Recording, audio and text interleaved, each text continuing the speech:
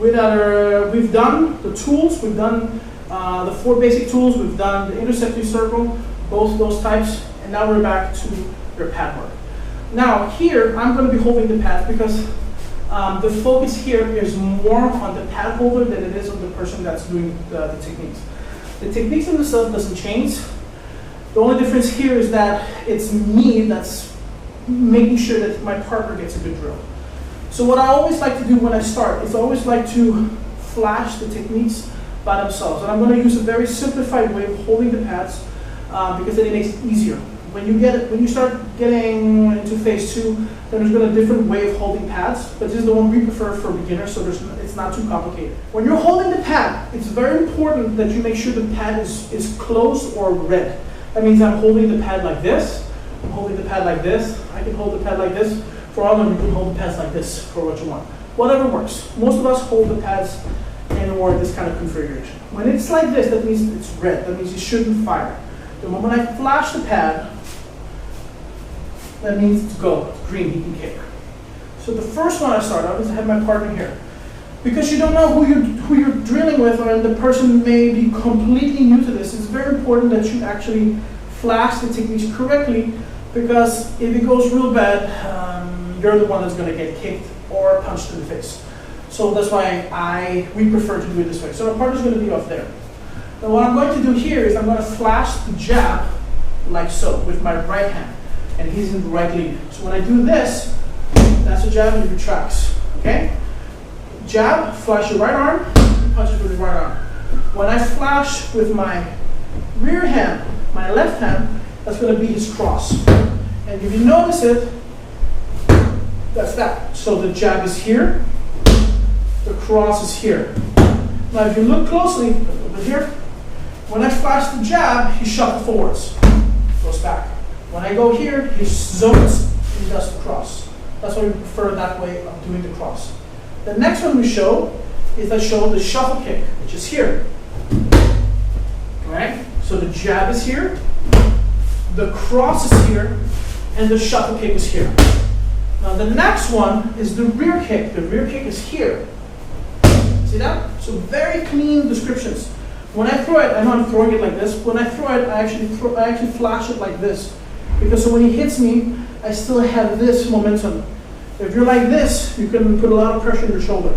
So jab, cross, shuffle kick, rear kick. That's your techniques. So first round, you flash the techniques, so you make sure you know the one you're feeding the techniques to actually knows and doesn't hit you in the process. Try that one first, and then we'll go to the next round. Now you try that round. You should do that no more than 30 seconds until they gas out. That's a nice way of keeping track of it. So that's your level 1. Your level 2 is different now. Now I'm going to do the same thing. I'm going to flash the technique, but then when they go back, I'm going to give them a follow-up. And the idea is to stress them enough that when they finish the technique, they need to do a follow-up. But it's not always sure it's there. So if Jens comes in, I may flash the jab, he goes back, and I flash the cross. But then I start linking them up. So this is the jab, whoop, cross, there. Or I do a jab, and I go cross, he goes back, then I flash the cross there. That's one way. So again, it's just making shit up. Make sure that they start with a technique, and then you follow up right after. So like this, boom, there. So he goes jab cross, he goes back there. Or I make him go back, boom, then I follow this up, and I follow it up there. It's real simple. I would say no more than 5 or 6 combinations in a row, but that's also pushing it. 3 to 4 is a good one. So try that one. Okay? See you in the next video. Now round 3 is going to be different. Now, what I'm going to do is my partner's going to come in, and he can do a single technique. He can do a 1-2, so it's there, then there. And then in this round, I'm going to change it. Now I can do one of 2 things. I can swing high or I can swing low. When I swing high, he has 2 options. He can just cover like so. When I hit him, I know in boxing you're supposed to hit him in the head. We don't do it in the beginning phases. We just hit the shoulder. But of course, we teach the guy how to cover correctly. But you're just hitting the shoulder. Why?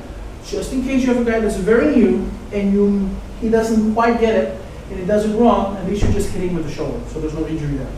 So he has option A, he covers. I hit, that's that. Number 2, he can avoid the shot, and then that's that.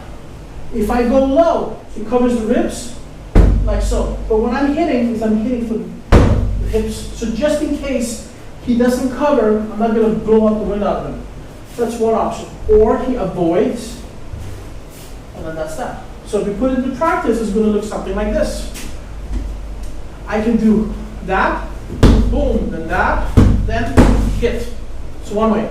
Or I can do that, then that, and he avoids, and that's it. That's your round 3.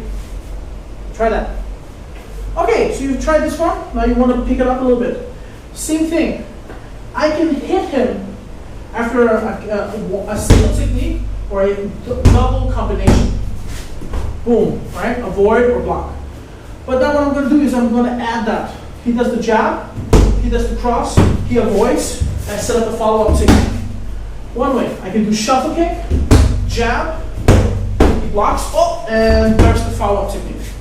So every time, what you're trying to look for is you're trying to stress them so they start making mistakes. They make mistakes, then you have to do it slower or you revert back. What's important is they learn what techniques you're flashing, and then they're working off that.